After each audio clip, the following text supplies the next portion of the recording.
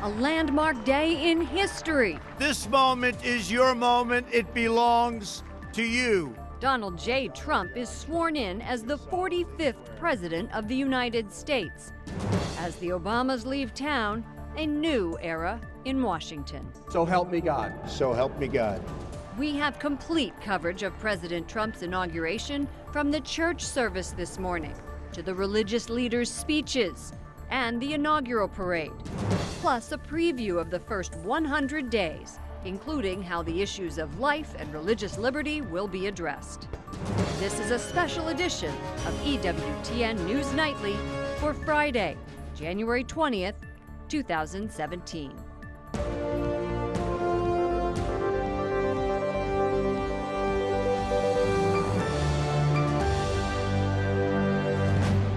Good evening, and thank you for joining us. I'm Lauren Ashburn.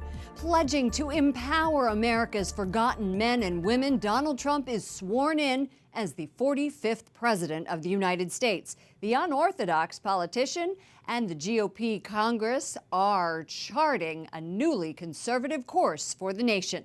They vow to reverse the work of Barack Obama. I, Donald John Trump, do solemnly swear.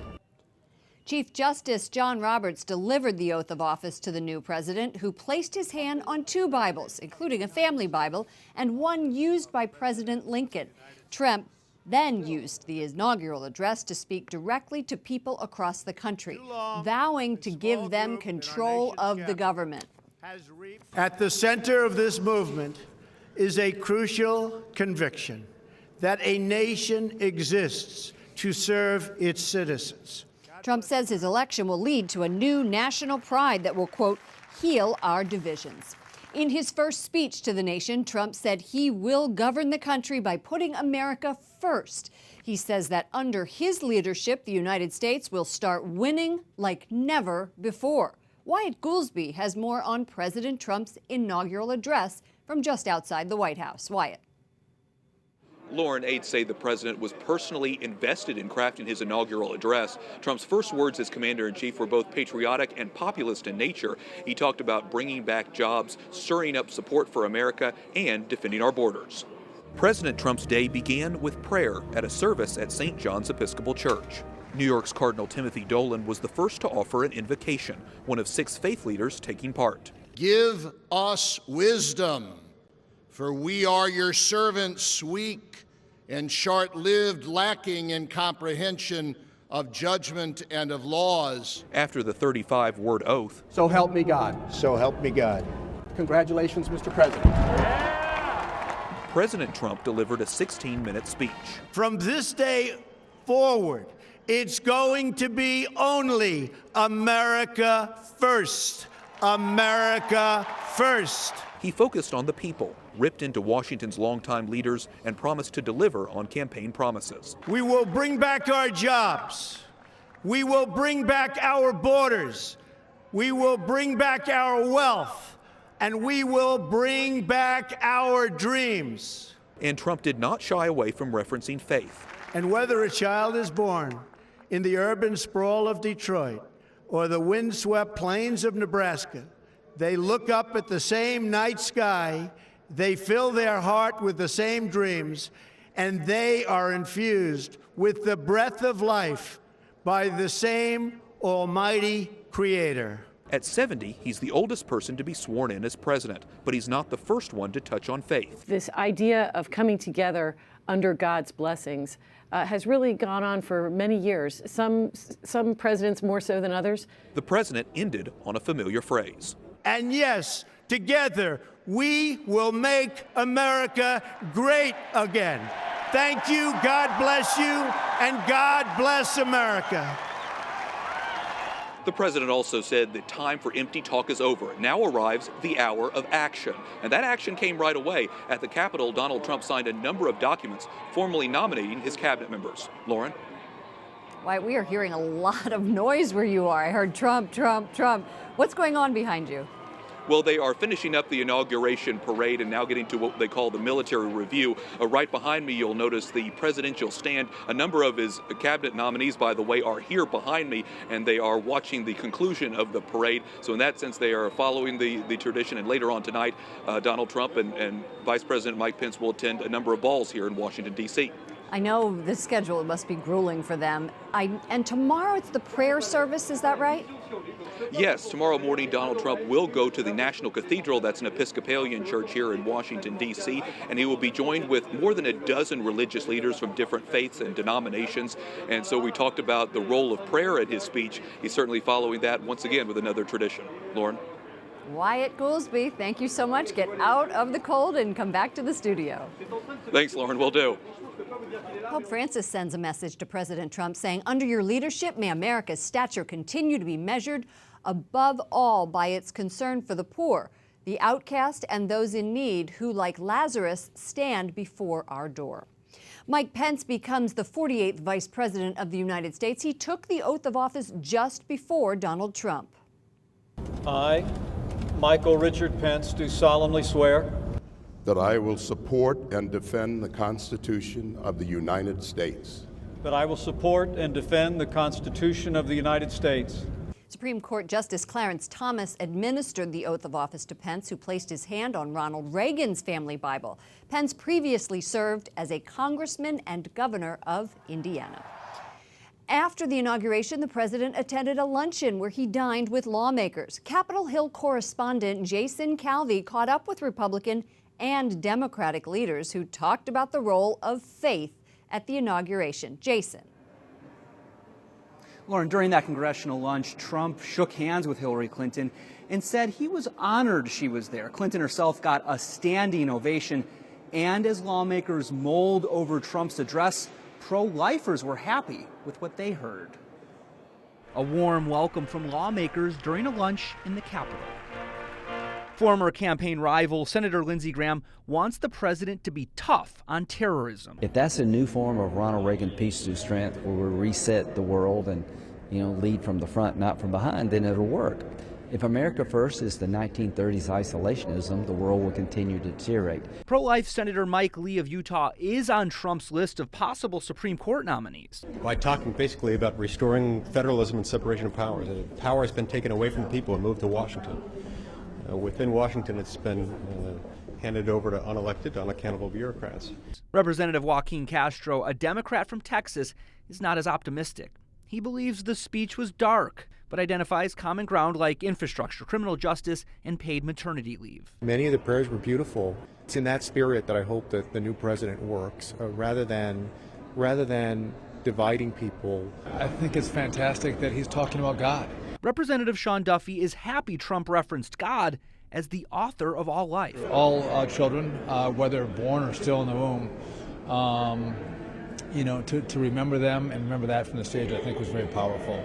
I don't think I've ever heard a swearing-in speech that included the mention of the life of any unborn child. And for Trump's pro-life advisor, the future looks bright. Here we go. We're going to get about the great work that we've been sort of tilling the field to make sure we can do it. One of the people who will fight Trump on those pro-life issues is Senator Tim Kaine of Virginia, who himself wanted to be vice president. He tells me it was a typical Trump speech, but Kaine says he's ready to work with President Trump to rebuild our nation's highways and infrastructure. Lauren? Jason, we know where Donald Trump stands on the life issue. What about redefinition of marriage? Well, he said he's fine with the redefinition of marriage, but I can tell you as soon as he took that oath of office, the White House website was revamped and it cut out mention to gay rights. All right, Jason Calvi on Capitol Hill. Thank you, Jason.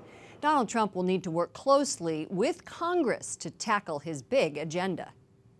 Joining us is Nebraska Representative Jeff Fortenberry. Welcome back to the program, Jeff. Thanks for joining us.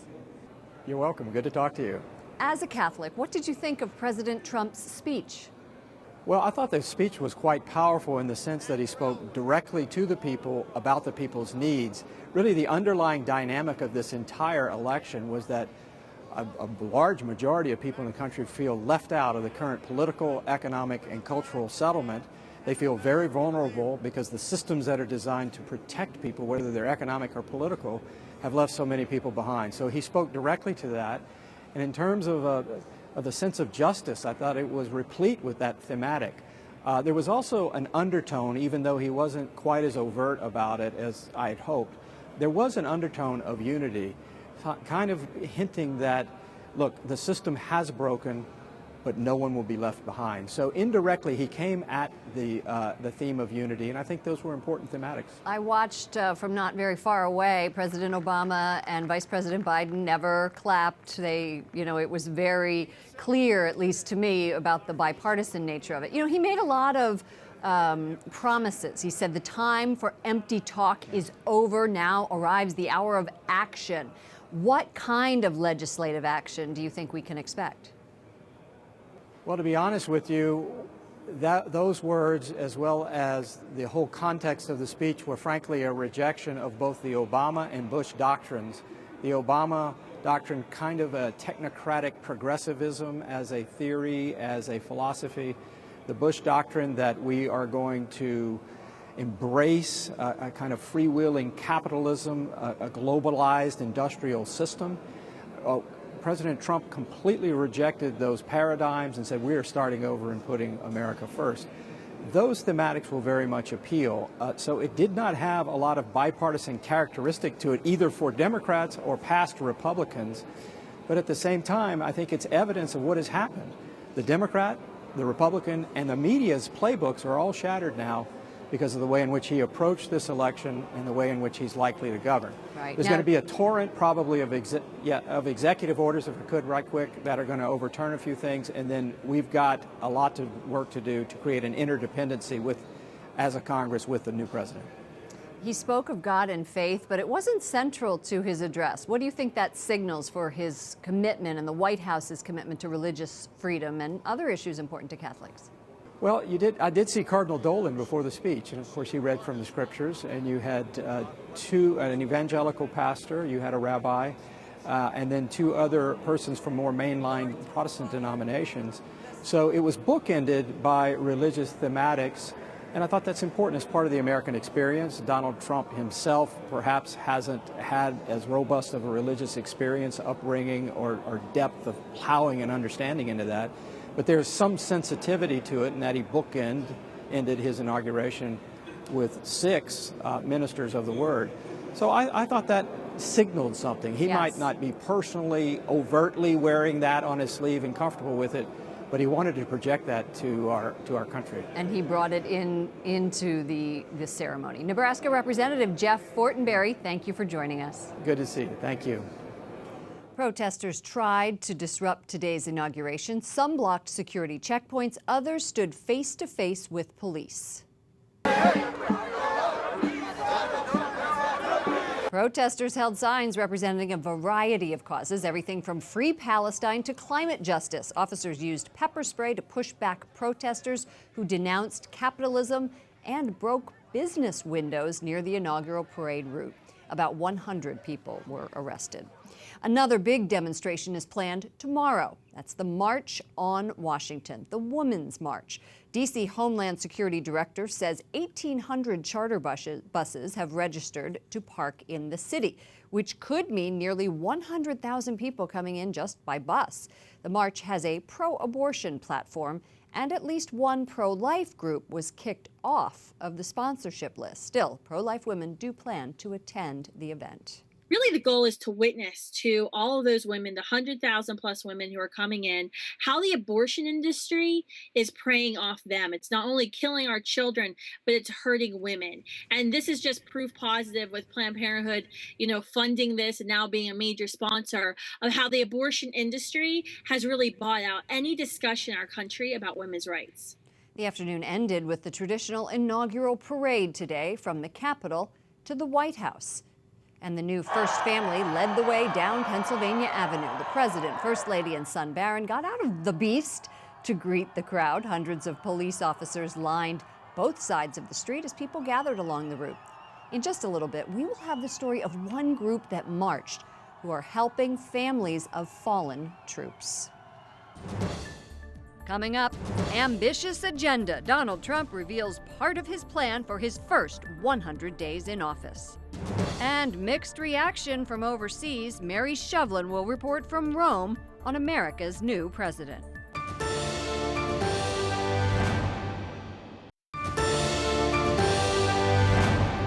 The Senate has started to confirm Donald Trump's cabinet picks. One of the first, retired Marine General James Mattis, approved as Defense Secretary.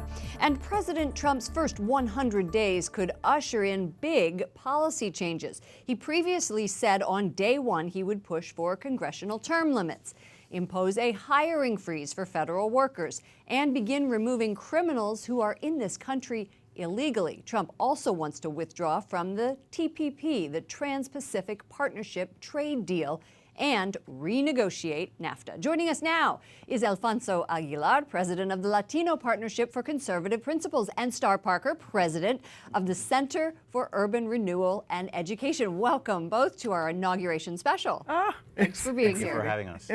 What did you think of the Trump speech, Alfonso? Well, I thought it was a short speech, but articulating a clear philosophical vision, that a populist vision, that his first concern is going to be the American people and American families. And that's going to be what guides every single aspect of policy, economic policy, foreign policy. He was talking past elites. He was really connecting with average Americans. Americans were facing crime. Americans were facing tough economic times. And I think he connected with those people. And people who don't feel like they are part of this Washington bureaucracy. Absolutely. I'm sure many elites did not understand. When he talked about American carnage, I mean, those are strong words. That is a very strong word, Star. What hit you? Oh, it was invigorating, exactly the point that you're making. And I think it was a sincere presentation today. He spoke to the American people, as Alfonso was pointing out, over and above Washington. And I was on Capitol Hill during that presentation, and that stillness came over the room because much of the audience where I was were lobbyists and their families. And so it's interesting that he would speak so clearly to the least of these, if you will. He reiterated to those, no, to the people, then to the lobbyists, and to the lobbyists, that Washington is going to be new. This country belongs to the people. And then he included all of the people. He talked to America. He really did. He really did. There were 6 different religious leaders involved in the ceremony, all from different faiths. Right. How do you think, Alfonso, that is going to drive how faith plays a role in government? Well, I think we felt the presence of our Lord, I think, in the ceremony. I mean, he made reference to God several times during his speech. I think he made it very clearly during the campaign that he's committed to defending religious freedom. We've seen during the past 8 years an unprecedented attack against religious freedom.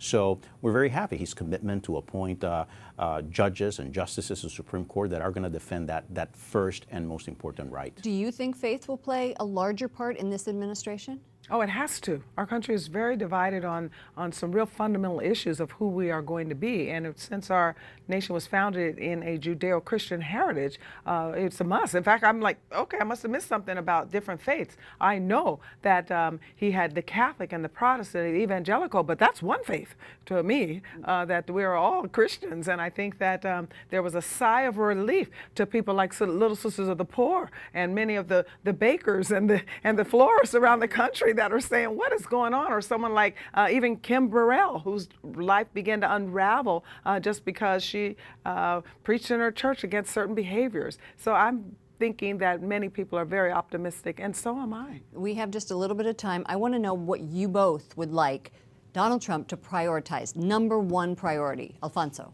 Defund Planned Parenthood and reestablish Mexico City policy so we stop funding organizations abroad that promote abortion. Abortion. You know what? It just has to be. You know, I'd love to say fix our inner cities, but are you kidding? Well, that's what you do for a living, yes, but it isn't. But it's abortion. No, until we recognize the humanity unborn, God is just not going to take this horrible curse off of our nation. So that would be the first thing that he will focus on. And next week is March for Life. So. That's right. I'll be hosting here on EWTN all day long. I know. Thank you very much, Star Parker, Alfonso Aguilar. Thank you. Hope to have you back very soon. Trump's inauguration is big news around the world, from the small town in Slovenia where the First Lady traces her roots to the Philippines and Russia, where they are lauding our new president. Mary Shovlin continues our team coverage with reaction from Italy. Lauren, here in Rome, American expats are gathering together to watch the inauguration at the U.S. Embassy to Italy. Diplomats, journalists, and other VIPs gathered together to watch Donald Trump's historic transition into power. The embassy's chargé d'affaires welcomed about 100 guests as Donald Trump took his oath, the crowd with their champagne in hand to toast this historic moment. Reaction to the newly elected president on the streets of Rome was mixed. His ideals are not exactly the same as ours, and I think we'd struggle. I'm a Trump guy. I'm looking forward to the next 4 years. I'm looking forward to building the wall and making America great again. On this inauguration day, the world is now waiting to see what impact Donald Trump will have on the global stage. Lauren, Trump has sparked a lot of controversy over here in Europe. But based on my conversations with people in Rome today, many say they are willing to give him a chance to see what he can do. Mary Shovlin in Rome. Thank you, Mary. A group of people in Russia popped champagne corks to celebrate Trump's inauguration. They think his presidency will lead to better relations between the two countries. Up next, behind the scenes at the inaugural parade. One woman marches in honor of her husband. How her personal tragedy 10 years ago led to this day.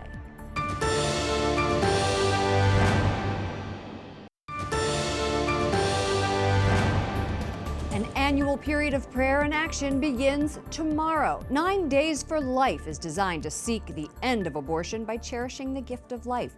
You're encouraged to pray, gather together, and share your stories. Learn more at 9daysforlife.com. And President Trump has made it a point to showcase America's military. Today, members of TAPS took part in his inaugural parade. The group supports the families of fallen troops, and Mark Irons spoke to one woman who knows the loss firsthand. A memorable day in America's history. Faithful Catholic Maria Kelly is proud to be in President Trump's parade. I'm very excited because, he's a pro-life. Today marks the inauguration of Maria's pick for president and the death of her true hero, Army Colonel Paul Kelly. 10 years ago today, her husband was killed in a helicopter crash in Afghanistan. A good husband, a great father, a great soldier, and this humble and selfless attitude towards everybody. 10 days before his death, Colonel Kelly joined another army, the Knights of Columbus. He's a devout Catholic man, God first, the family, and our country. And that's how we always live our life. Maria is marching in her husband's honor, surrounded by 200 people who understand her suffering. We are blessed and fortunate to have them in our life. The Tragedy Assistance Program for Survivors, or TAPS, is a national nonprofit. Its members have lost loved ones who died during active duty. And TAPS is just one of the organizations representing the military in Trump's inaugural parade. More than half of the groups marching are military or law enforcement related, and President Trump says he may continue to showcase the armed forces in parades. A veteran herself, Maria walks in this parade guided by her Catholic faith. I'm so blessed that I have my faith with me, because without my faith, I won't be able to go through my life. Mark Irons, EWTN News Nightly. That does it for us. For the EWTN News Nightly team on this special Inauguration Day, I'm Lauren Ashburn. Good night, and God bless.